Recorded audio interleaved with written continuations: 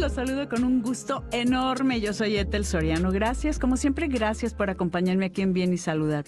Fíjense que estoy muy contenta de estar aquí en las instalaciones de Imagen Guadalajara, aquí en Jalisco, donde vamos a hablar y vamos a entender de una vez por todas todo lo que hay alrededor del tequila. El tequila no solo una bebida, es parte de una identidad mexicana que representa hoy a México ante todo el mundo. Y para esto le doy la bienvenida a Betty Becerra, María Berta Becerra Ríos, responsable de aseguramiento de producto terminado. Suena muy rimbombante el puesto, muy rimbombante. Betty, en el Consejo Regulador del Tequila, que queremos entender cómo es, cómo se regula, cómo es la clasificación del tequila, cuáles son las clases.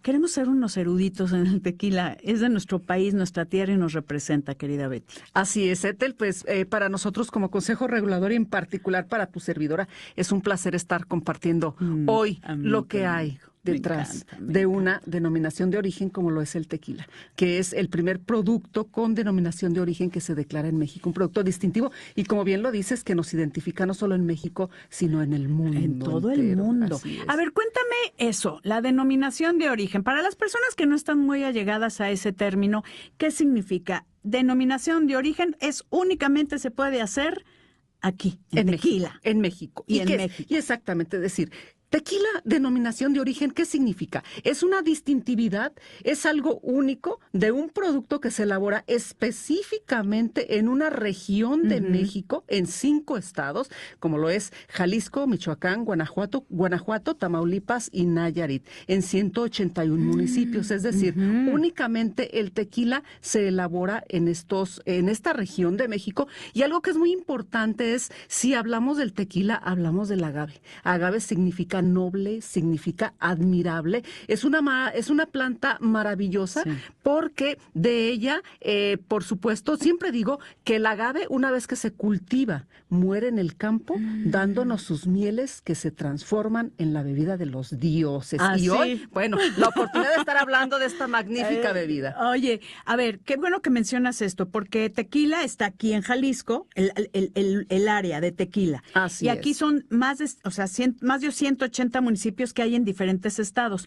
¿Por qué no tendría que ser únicamente en tequila y se abre esto a Michoacán y a otros estados que mencionaste? Bien, esto es importante porque parte de lo que es la producción, la zona de producción y lo que hoy conocemos como tequila, antes se denominaba vino mezcal de tequila. ¿Ah, sí? Es decir, que lo que la región geográfica como hoy la conocemos era diferente. Antes la Nueva Galicia, bueno, tenía más bien la Nueva Galicia comprendía ciertos estados y había una distribución diferente. Entonces, el tequila o el vino mezcal de tequila surge en el occidente de México, principalmente en la región, bueno, de lo que hoy conocemos como Tequila Jalisco, el Arenal, Amatitán y, por supuesto, de esta periferia principalmente de Jalisco y, bueno, los estados colindantes. Es por ello que la denominación de origen tequila se vincula a algunos municipios de estos estados colindantes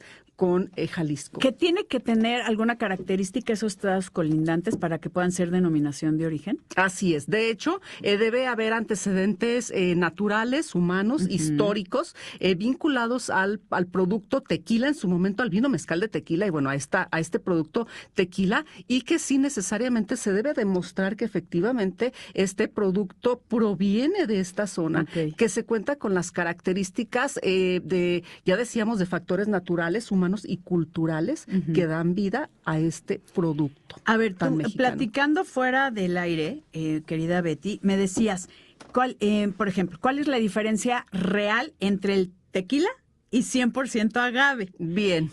Que hay, todo el mundo dice, ay, pues el agave, de ahí sale el tequila y también sale el mezcal.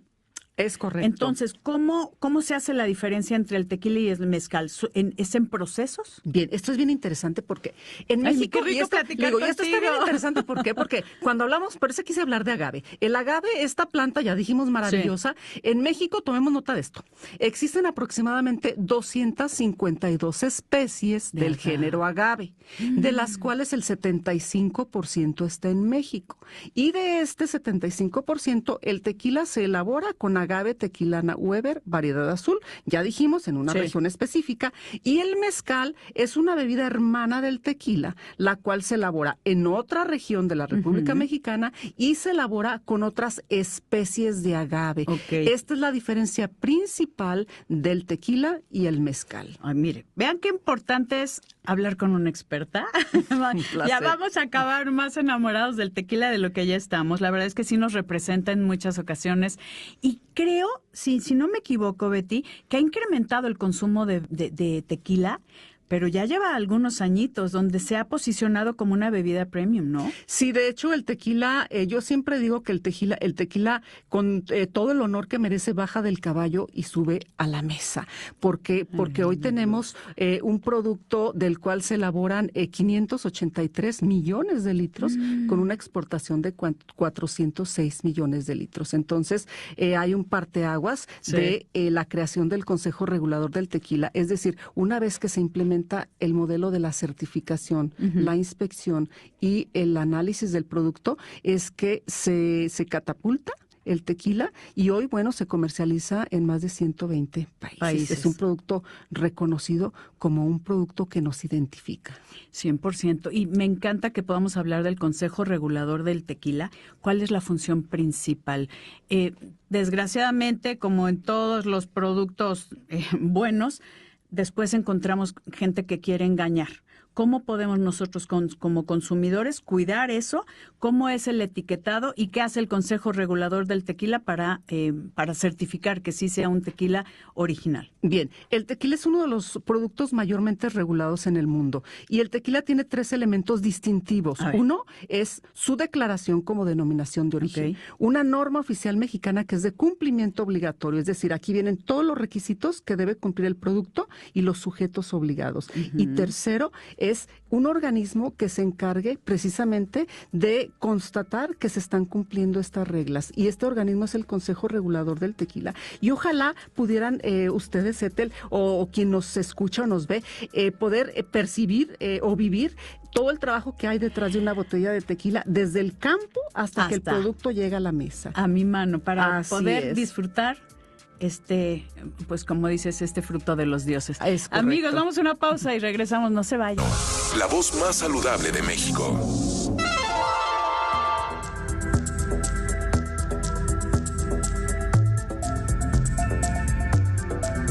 Estoy platicando con Betty Becerra, María Berta Becerra Ríos. Esa soy yo, Ethel. Oye, pero me encanta platicar contigo, o sea, es como riquísimo. Estábamos comentando acerca de cómo saber si estamos comprando un tequila auténtico. Nos decías la NOM, que tiene que cumplir con todo, la denominación de origen, y cuéntame del etiquetado. El etiquetado. Cuando nosotros vamos a comprar, si decidimos beber y compramos una botella de tequila, primero debemos de adquirirla en el comercio formal. Dos, una vez que estamos ante el mostrador o la exhibición, buscar siempre todo el tequila. En la etiqueta principal se va a ostentar la palabra tequila. Y viene también una simbología, bueno, yo lo digo de manera general, una simbología que es NOM, seguido de un número NOM de 4 dígitos únicos e irrepetibles para cada productor de tequila, y la marca CRT, es decir, NOM, un numerito de 4 dígitos, y CRT, Consejo Regulador del Tequila. Adicionalmente, podemos encontrar, es muy importante buscar el número de lote, ya dijimos, palabra tequila, el número de lote, la categoría y la clase, que en un momento, bueno, vamos a hablar de qué es la categoría y cuáles son las clases de tequila que encontramos. Y bueno, evidentemente el resto de la información que nos marcan la normativa, que no vamos a enlistar, pero ustedes van a ver que el nombre del productor autorizado, el domicilio, la leyenda precautoria, los símbolos de preventivos y demás. Y bueno, esta es la información principal. Y yéndonos prácticamente a los elementos principales, sería la palabra tequila en la etiqueta principal, NOM, número y CRT, y el número de lote son los elementos principales que debemos nosotros al hacer una búsqueda rápida. Ok, que eso me encanta. Ahora, hablando de la clasificación, todas las categorías y las clases, porque tenemos el blanco, hablando de las clases, ¿no? El blanco, el reposado, el añejo, extrañejo, el joven, o sea, hay mucho. ¿Cómo ¿Por qué son tan distintos? ¿Cuál es la forma de producción? Bien, yo siempre he dicho que el tequila es como las personas, es decir, somos completamente diferentes. Y no podemos comparar, porque es como nosotros, somos diferentes, tenemos carácter y tenemos diferente personalidad. Entonces, tenemos dos categorías de tequila, el tequila y el 100% agave. El 100% agave es aquel que es elaborado única y exclusivamente con azúcares provenientes de la planta de agave, de la misma planta, y el tequila se elabora con al menos el 51% de azúcares de la planta de agave propios. En cuanto a las clases, tenemos el blanco, el joven, el reposado, el añejo y el extrañejo. Y si ustedes, pueden imaginar que van desde una mañana o una tarde hasta una noche. El tequila es de momentos, es decir, un blanco es un producto que proviene directamente de la destilación. Un joven es un blanco, el cual tiene un toque, ya sea de reposado, de añejo o de extrañejo, o una mezcla de ellos. El reposado es el tequila que debe permanecer al menos, exacto, en maduración por al menos 2 meses. ¿Eso al menos. ¿En una barrica? Correcto, en una barrica de roble. Le da estas notas, decimos nosotros, terciarios a madera, vainilla, caramelo, delicioso. Bien, y suculento además. Sí. Y el añejo, su nombre lo indica, al menos 1 año en barricas de roble o encino, cuya capacidad no sea superior a los 600 litros, y el extra añejo al menos debe permanecer en maduración 3 años. Y esto al final nos va dando productos que ya en su momento tendremos oportunidad de hablar de con qué lo armonizamos, con qué alimento lo tenemos que hacer una cata, y en qué momento, por favor, por supuesto, Betty. que sí. Que mucha gente dice, es que entiendo el extrañejo, los tiempos, los años que debe de permanecer en barrica, pues obviamente incrementan su costo y aparte la producción es menor.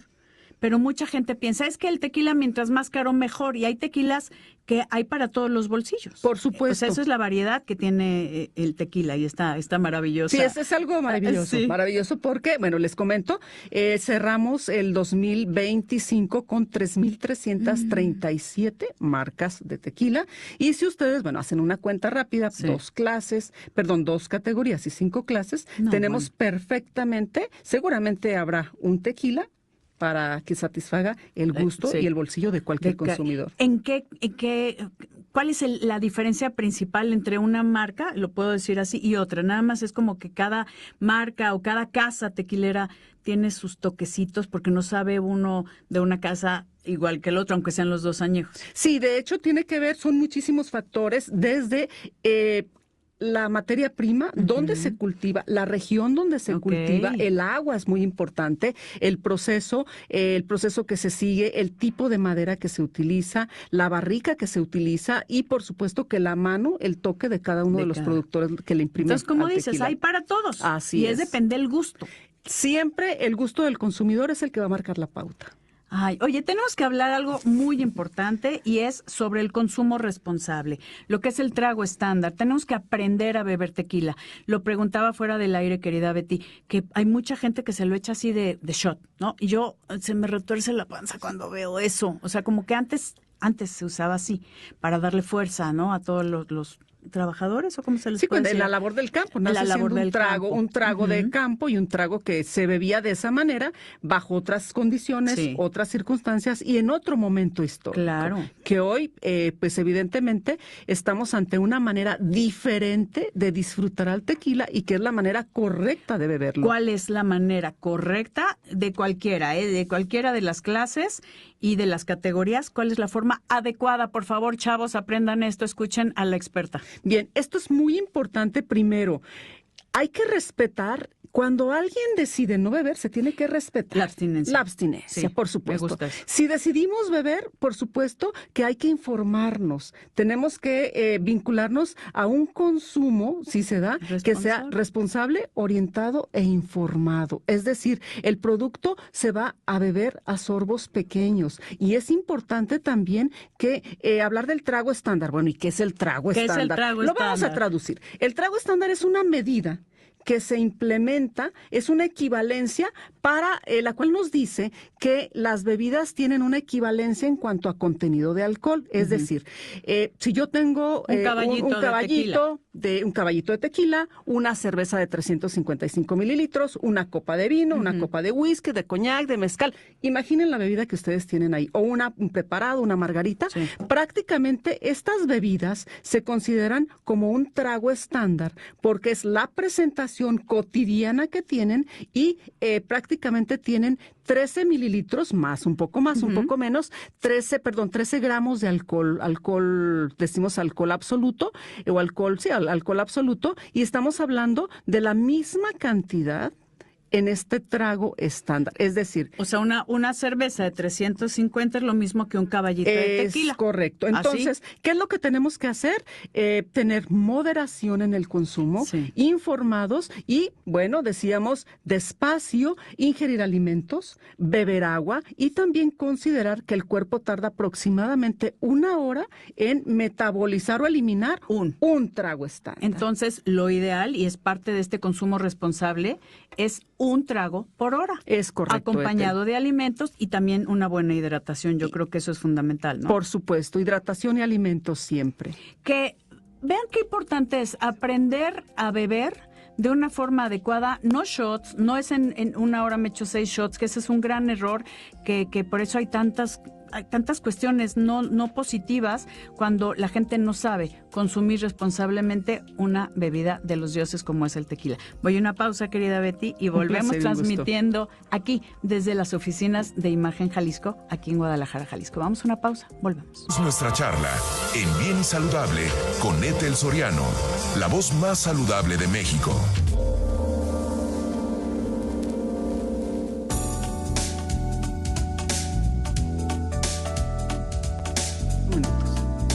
Antes de despedirme, porque aquí se va el tiempo volado y aquí transmitiendo completamente en vivo desde Imagen Jalisco, aquí en Guadalajara, quiero agradecer enormemente a todos los que hicieron posible que hoy esté yo aquí hablando de este elixir de los dioses. Es que sí, es que es suculento. Exacto. Gracias a mi querida Vero Villalobos, nuestra directora de Imagen Jalisco. Luis Arturo, muchas gracias, mi rey lindo. Juan Rivera, Jesús Recio, gracias. Jesús, Jonathan Palacios, Cristian Rosales, Suri, Amisam, Aurelio López Rocha, presidente del Consejo Regulador de Tequila. Te mandamos un gran abrazo, querido Aurelio. Ramón González Figueroa, director del Consejo Regulador del Tequila. Fer Mejía, muchas gracias, mi Fer, y Román Rubio, de Comunicación del Consejo Regulador del Tequila. Y por supuesto te agradezco a ti, mi querida Betty, que me encanta. Qué rico, o sea, esto tiene que continuar, por favor, Betty Becerra. Esta historia continuará. Ahora, rapidísimo, antes de que se nos vaya también el tema, las redes. Importante para la gente que quiera un tema de profesionalización de la cultura del tequila, dan pláticas completamente gratis a donde las pidan. Yo creo que esto es importante, bartenders, empresas, sobre consumo responsable y todo lo que es la profesionalización de la cultura del tequila. ¿Cómo le hacen para eso? Esto únicamente nos contactan, ya sea por redes sociales o directamente vía correo electrónico o vía telefónica. Y bueno, nosotros nos coordinamos, nos ponemos en contacto y procedemos. Ah, sí. Las redes CR Tequila en todo, en Instagram, en X, en Facebook, en todas. Y por supuesto en YouTube. Tienen Consejo Regulador del Tequila, donde dan información, nos educan para realmente saberlo disfrutar y entender, ¿no? Así es. Cuéntame, ¿cómo dentro de todas las clasificaciones, o las clases, mejor dicho, cómo podemos saber cuál es? Una cosa es el gusto, que lo entiendo, y otra cosa es también cuál es la forma ideal de hacer este maridaje, si lo puedo decir. Vamos en un minuto a decir, un blanco explosivo, lo podemos armonizar en una tarde calurosa con platillos frescos, ceviches, platillos del mar, con una nieve de limón, una nieve de garrafa de limón, un tejuino, hablando de tejuino. El joven, al igual que el joven, el reposado, con estas notas entre herbáceas y notas de madera, lo podemos ya combinar o armonizar con un plato fuerte, incluso se me podría hacer una sopa de lima, quizá un mole poblano Ay. exquisito, un pepián. Iva, nos vamos al añejo y el extrañejo. Decimos, ya va cayendo. Imaginen que Sí. estamos en una reunión, va cayendo la tardecita noche. Sí. Vamos con un añejo extrañejo como digestivo, un blanco como aperitivo, un añejo extrañejo por estas notas dulzonas como digestivo, con un postre, un café, un chocolate, una excelente compañía, pero Sí, me siempre gusta. recordando de manera responsable. Estoy de acuerdo. Y sí, la gente pregunta, y te lo tengo que preguntar, querida Betty Becerra, ¿qué onda con el cristalino? Bien, el cristalino es un producto que no es otra clase de tequila, es decir, el cristalino, si ustedes ven la etiqueta, va a decir reposado, añejo o extrañejo, y no es otra cosa más que precisamente un reposado, un añejo o un extrañejo o la mezcla de ellos, al cual se le ha eliminado el color mediante un método natural, un método no invasivo. Ok. Esto es el cristalino. Así. Así es. Pero es esto el también por cristalino. gustos. Exactamente. Entonces, evidentemente, al tener este proceso, tiene una característica diferente, quizá que le da una nota de suavidad, una nota ligeramente dulzona herbal, que al final atiende a un público y a un paladar también que lo elija. A ver, te voy a hacer una pregunta antes de irnos porque ya nos quedan 30 segundos. ¿Es frío o o así, como es? Las dos opciones. Un frío nos da más intensidad en Ok. boca, entonces es más suave, más sedoso. Si lo queremos con un poco más de carácter, nos vamos a La temperatura. la temperatura a la que estemos en este momento. Ay, me encanta. Recuerden que el tequila no solo es una bebida, es historia, es tradición, es ciencia, es economía también para todos los mexicanos, es identidad mexicana, y conocer lo que hay detrás de cada botella, pues nos hace valorarlo muchísimo, muchísimo más. Querida María Berta Becerra Ríos, tenemos pendiente una cata y ha sido un verdadero honor compartir este tema contigo. Gracias. El placer es mío, mi querida Etel, y esta historia continuará. Esta historia continuará. Queridos amigos, gracias. Yo soy Etel Soriano.